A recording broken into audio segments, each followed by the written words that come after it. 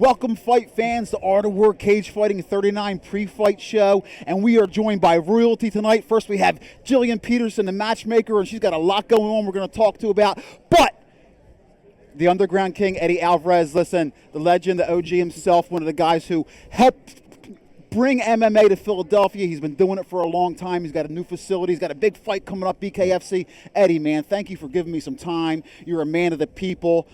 Awesome to see you, man. How you feeling, brother? How's it going? I'm excited to be here, man. Art of War is always showcasing all the new talent outside. Like whether we're in Philadelphia, Delaware County, you name it, Art of War has been doing it for years. And to come out here and see these young guys do their thing, it makes me feel young again myself. Well, Eddie, listen, you've been supporting. One of the reasons that a lot of people love you is because when I was younger in the sport, you always showed up at local regional shows supporting the fighters. I'd see you all the time. Eddie Alvarez is in the house.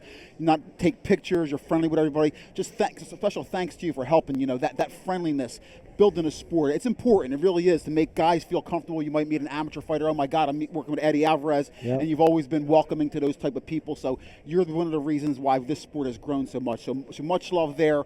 And before we talk about the guys you have on the court, let's talk about your new facility, Underground Kings, over there at the Newtown Performance Athletic Club. Yep. Beautiful facility over there. You've taken over there. Jillian's got jiu-jitsu going on. Jillian's got our jiu-jitsu on lock. Our team's kicking ass over there, like always. All of our guys, our team is like top notch, and we're doing nothing but bringing in high level MMA to the area. And just recently, we even we have an open invite for some of the top guys, whether they're on bare knuckle, whether they're doing the best boxing or MMA. We have guys coming in from Jersey, guys coming in from Delaware County, and getting great work, getting amazing work. The facility's incredible, and our coaching's even better. Excellent, excellent. And Eddie, talk to me a little about the amenities, because you have everything there. You have ice baths, saunas. I mean, you don't have to go anyplace else. You go to that facility, and it's like, do everything there. It's honestly a far, like I started at Fight Factory in a 1,000 square foot gym with about 6 buddies, and to see how far the sport has come and how much investment people have put into the sport, it's incredible. And for me, regardless of the facilities are great, but it's kind of like church. It's about the people inside. It's always about the people inside that facility. It's the real heart, the real engine that runs it. So that's what I'm going to focus on. That's what I'm going to pride myself on. The facility's awesome, but that engine inside is going to be number one.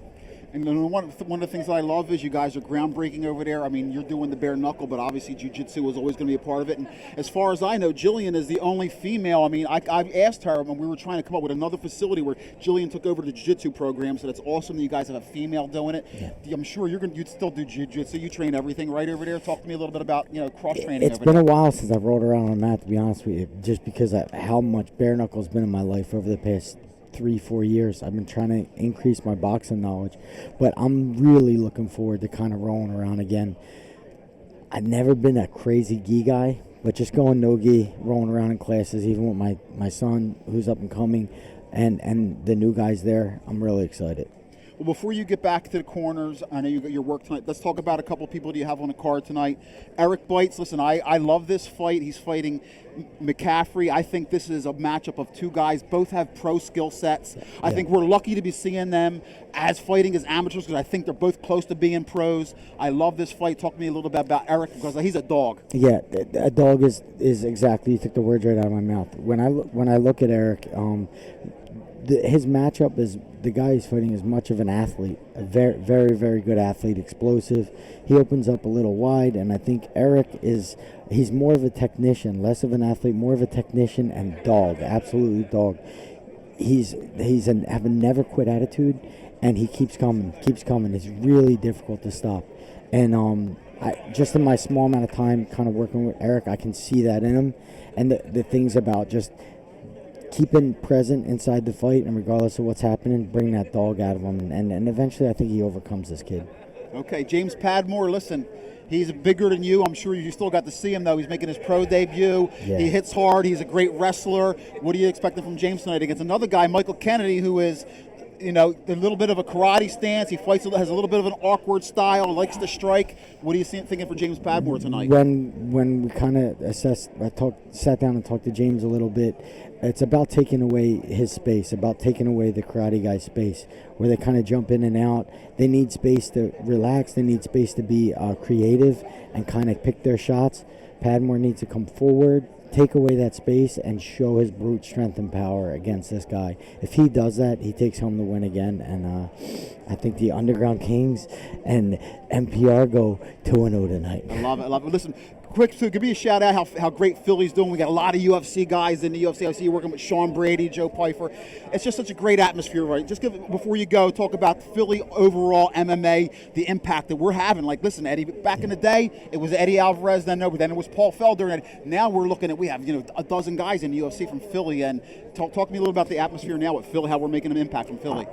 It's honestly, for me, it warms my heart, because it's like in the beginning, you had to leave this town in order to get great training on a consistent basis, or be able to do this for a living and go with other guys who were doing it for a living. You had to leave the town in order to do that.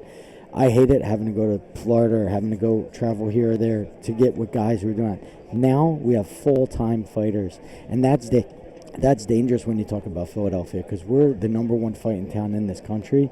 We just haven't been able to show it because we didn't have the resources and we didn't have the full-time fighters. Now we do. When we show up on the scene of MMA, which is going to be very soon, we're kind of just peaking with the guys like Joey Pfeiffer and Sean Brady, and then all the new up-and-coming guys in our gym as well. We're really going to be able to show our ass out there and show people that Philadelphia is the Mecca. We're going to be like kind of the new Dagestan. I love it. I can feel it. I love it. Well, Eddie's going to get backstage because he's working the corner tonight for a couple of his guys. The Underground King, Eddie. Always appreciate you, man. Like I said, we're here because of you, man. We appreciate it. Always, man. Thank you.